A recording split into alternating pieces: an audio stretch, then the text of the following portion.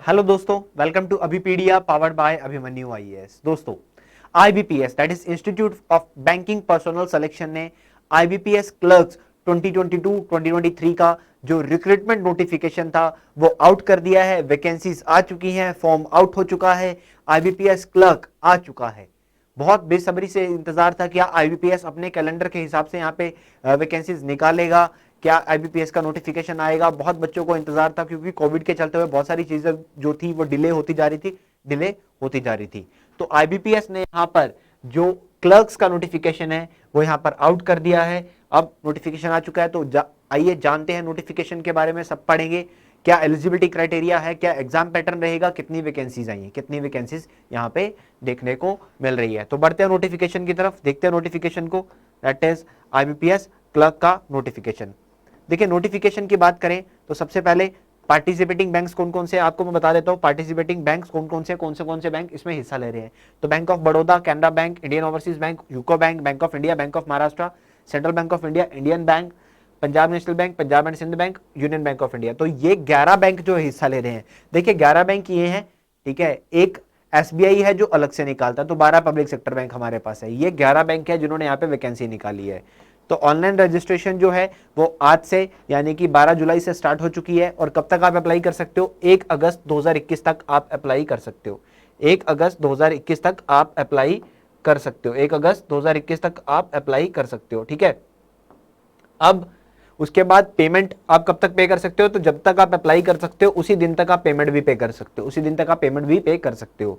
अगर आप pre exam training के लिए एलिजिबल हो, यानी कि अगर आपके पास कोई कैटेगरी है तो आप प्री एग्जाम ट्रेनिंग के लिए एलिजिबल हो, अगर निकाल देता है आईबीपीएस कोविड-19 के चलते हुए, तो यहाँ पे ये अगस्त 2021 में यानी कि अगले महीने प्री एग्जाम ट्रेनिंग का एडमिट कार्ड आ जाएगा। और कब होगी? ये 16 अगस्त से हो जाएगी। उसके बाद पेपर की बात करें, प्रीलिम्स का जो एग्जाम है, देखिए आईबीपीएस क्लर्क का जो एग्जाम होता है इसमें 2 पेपर होते हैं, एक प्रीलिम्स का एग्जाम होता है, एक मेंस का एग्जाम होता है। इंटरव्यू नहीं होता है, 2 पेपर रहते हैं, प्रीलिम्स का और मेंस का। तो प्रीलिम्स का जो पेपर रहेगा वो कब कंडक्ट किया जाएगा, वो यहाँ पर डेट्स दी हुई हैं, 28 अगस्त 2021, 29 अगस्त 2021 और 4 सितंबर 2021। इन 3 दिनों में पेपर कंडक्ट करवाया जाएगा। अगर कोई कोविड गाइडलाइंस के चलते हुए, ठीक है, अगर कोविड का 3rd वेव इस वक्त तक इफेक्ट नहीं करता है, ठीक है, तो ये जो आईबीपीएस का जो प्रोसेस है ये बड़ा इफेक्टिव वे में ऑन डेट हो जाएगा। ऑन डेट ये एग्जाम हो जाएगा, यानी कि आपके पास समय जो है वो लगभग 1.5 महीने का है, इससे ज़्यादा समय नहीं है। उसके बाद इसका जो रिजल्ट है ये सितंबर या अक्टूबर में निकाल दिया जाएगा। और जो मेंस का एग्जाम होगा वो आपका 31 अक्टूबर 2021 को कंडक्ट किया जाएगा। 31 अक्टूबर 2021 को कंडक्ट किया जाएगा। देखिए आईबीपीएस क्लर्क का जो नोटिफिकेशन होता है, जो पेपर होता है, वो हर साल मेंस का एग्जामिनेशन लगभग जनवरी में होता है, बट इस साल पेपर अक्टूबर में ही कंडक्ट करवाया जा रहा है, यानी कि 2 महीने पहले पेपर हो रहा है, 2 से भी 3 महीने पहले पेपर हो रहा है। रिजल्ट तो इसका 1 अप्रैल को ही आएगा, अप्रैल 2022 में रिजल्ट आएगा, ठीक है। रिजल्ट तो इसका अप्रैल में ही आता है, बट पेपर जो है वो इस बार जल्दी हो रहा है। आप एक चीज देखिए, आपने एक चीज नोटिस की कि आईबीपीएस क्लर्क इस बार जल्दी आ गया। हालांकि आईबीपीएस पीओ का नोटिफिकेशन आईबीपीएस क्लर्क से पहले आता है, आईबीपीएस पीओ तो अभी तक नहीं आया, बट आईबीपीएस क्लर्क इस बार पहले आ गया। तो जो भी ऑप्शन मिल रहा है आपको छोड़ना नहीं चाहिए, आपको छोड़ना नहीं चाहिए, आपको आगे बढ़ते रहना है। चलिए आगे देखते हैं नोटिफिकेशन को। एलिजिबिलिटी क्राइटेरिया की तरफ बढ़ते हैं। क्लियर, एलिजिबिलिटी क्राइटेरिया की तरफ बढ़ेंगे। देखिए एलिजिबिलिटी की अगर मैं बात करता हूं, ठीक है, सबसे पहले तो सिटीजनशिप आप देख सकते हैं, नेपाल, सब्जेक्ट ऑफ नेपाल, ठीक है, सिटीजन ऑफ इंडिया हो सकता है, सब्जेक्ट ऑफ भूटान हो सकता है, या फिर तिब्बतन रिफ्यूजी हो सकता है। आगे बात करें तो एज की बात करते हैं, सबसे मेन पीरियड एज। मिनिमम आपकी उम्र 20 साल होनी चाहिए, मिनिमम आपकी उम्र 20 साल होनी चाहिए। कब को? 1 जुलाई 2021 को आपकी एज फैक्टर काउंट किया जा रहा है। 1 जुलाई 2021 को आपकी एज कितनी है?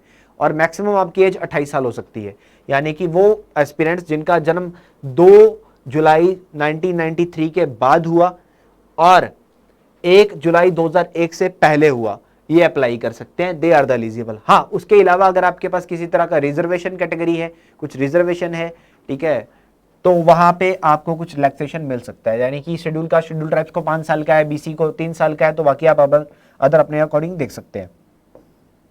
क्लियर। तो ये कैटेगरी के बाद हम आगे बढ़ते हैं एजुकेशनल क्वालिफिकेशन की तरफ। देखिए आपके पास एक ग्रेजुएशन का डिग्री होना चाहिए, चाहे वो किसी भी फील्ड में हो। भारत की किसी भी मान्यता प्राप्त यूनिवर्सिटी से आपके पास एक ग्रेजुएशन का डिग्री होना चाहिए, चाहे वो किसी भी फील्ड में हो, मैटर नहीं करता, ठीक है। ग्रेजुएशन डिग्री, ये ग्रेजुएशन की डिग्री आपके पास 1 अगस्त 2021 से पहले पहले होनी चाहिए। 1 अगस्त 2021 से पहले पहले आपका रिजल्ट आ गया हो, ठीक है, आपके पास ग्रेजुएशन होनी चाहिए। 1 अगस्त 2021 से पहले पहले आपके पास ग्रेजुएशन होनी चाहिए। यानी कि जो ऐसे एस्पिरेंट हैं जिनका रिजल्ट 1 अगस्त 2021 के बाद आएगा, जो अभी तक फाइनल ईयर में है, रिजल्ट अभी तक नहीं आया है, तो वो यहाँ पे एलिजिबल नहीं है।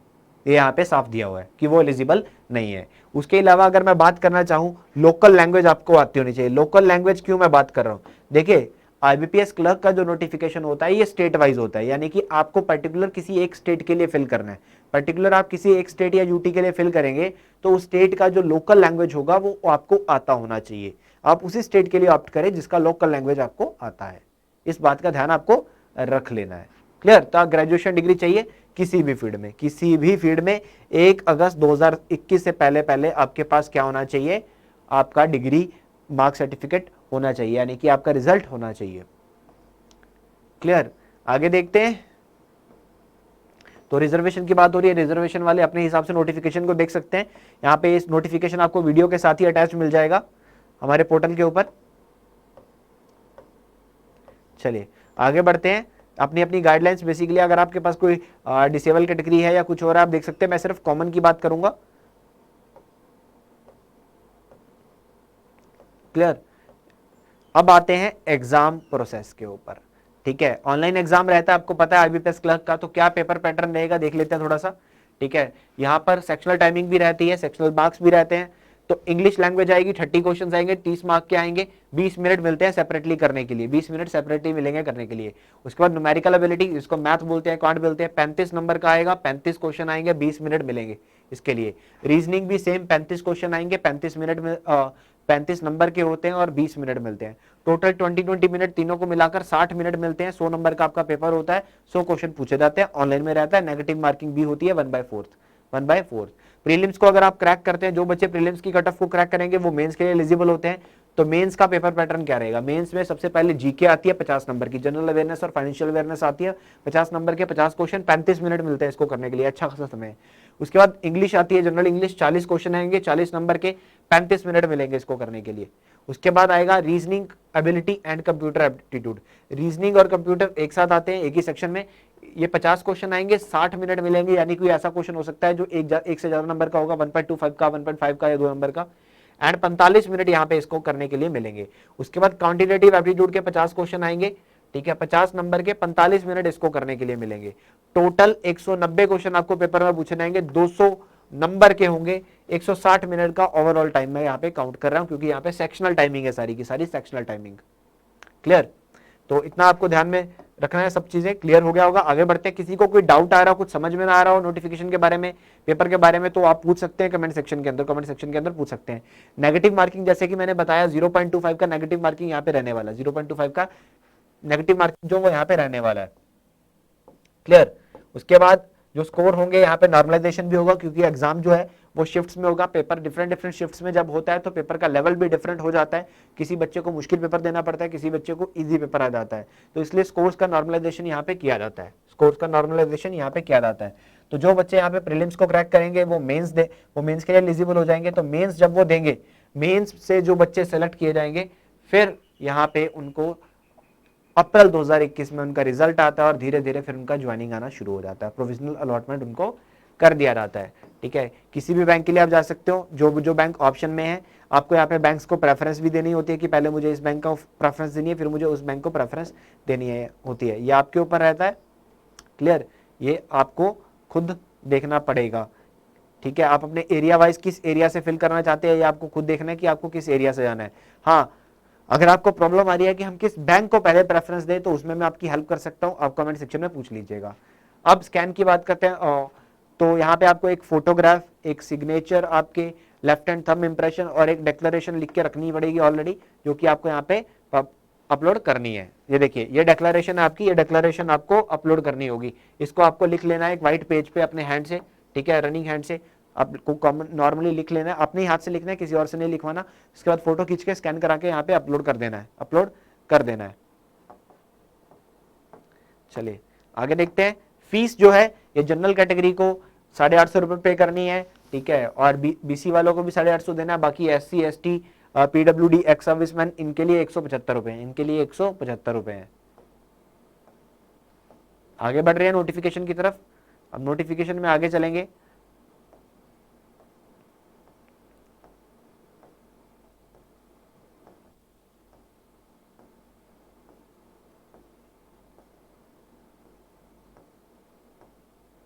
चलिए अब बात आती है वैकेंसीज की, कहां पे कितनी वैकेंसी आई है, कहां पे कितनी वैकेंसी आई है, किस किस की वैकेंसी आई है। देखिए सारी स्टेट्स के दिखा दूंगा मैं आपको फटाफट, ठीक है, आपको देख लेना है कि आपको किस स्टेट से जाना है। सबसे पहले स्टेट और यूटी दोनों की, सबसे पहले अंडमान निकोबार की बात करेंगे। तो देखिए एनआर का मतलब होता है नॉट रिजर्व, कि इस बैंक ने अभी तक अनाउंस नहीं करी है, इस बैंक ने अभी तक अनाउंस नहीं करी है, बट लेटर ऑन कर भी सकता है, कर भी सकता है। तो bank of Baroda not reserve है अंडमान निकोबार में। अंडमान निकोबार में देखिएगा सिर्फ कैनरा बैंक की एक वैकेंसी है जनरल में, और सेंट्रल बैंक ऑफ इंडिया की 2 वैकेंसीज है, सेंट्रल बैंक ऑफ इंडिया की 2 वैकेंसीज यहाँ पे देखने को मिल रही है, बाकी कोई वैकेंसीज नहीं है, 0 है या नॉट रिजर्व है। आंध्र प्रदेश में बात करें तो आंध्र प्रदेश में बैंक ऑफ इंडिया की 9 है, ठीक है, कैनरा बैंक की 3 है, उसके बाद पंजाब एंड सिंध बैंक की भी 3 है, और यूनियन बैंक ऑफ इंडिया की 248 है। ये मैं ओवरऑल बता रहा हूं, टोटल क्वांटिटी बता रहा हूं, आप अपनी कैटेगरी वाइज अपना देख सकते हैं। आगे बढ़ेंगे, उसके बाद अरुणाचल प्रदेश आता है। अरुणाचल प्रदेश में कैनरा बैंक की 1 है, सेंट्रल बैंक ऑफ इंडिया की 9 है, पंजाब एंड सिंध बैंक की 1 है, बाकी नॉट रिजर्व्ड और 0, बाकी नॉट रिजर्व्ड और 0। उसके बाद असम में देखेंगे तो असम में बैंक ऑफ इंडिया की 3 है, कैनरा बैंक की 7 है, सेंट्रल बैंक ऑफ इंडिया की 79 है, पंजाब एंड सिंध बैंक की 3 है, यूको बैंक की 40 है, यूनियन बैंक ऑफ इंडिया की 24 है। उसी तरह बिहार की देखेंगे, बिहार के में बैंक ऑफ इंडिया की 40 है, सेंट्रल बैंक ऑफ इंडिया की 144 है, and Punjab and Sindh bank की 3 है, यूको बैंक की 44 है, यूनियन बैंक ऑफ इंडिया की 21 है। आप अपनी कैटेगरी वाइज देख सकते हैं, ठीक है, मैं सिर्फ जनरल की बात कर रहा हूं। आगे बढ़ेंगे तो नेक्स्ट उसके बाद आता है चंडीगढ़। चंडीगढ़ की बात करें, कैनरा बैंक की 5 है, सेंट्रल बैंक ऑफ इंडिया की 4 है, पंजाब एंड सिंध बैंक की 10 है, यूको बैंक की 2 है, यूनियन बैंक ऑफ इंडिया की 6 है। आगे बढ़ेंगे, छत्तीसगढ़ आ गया।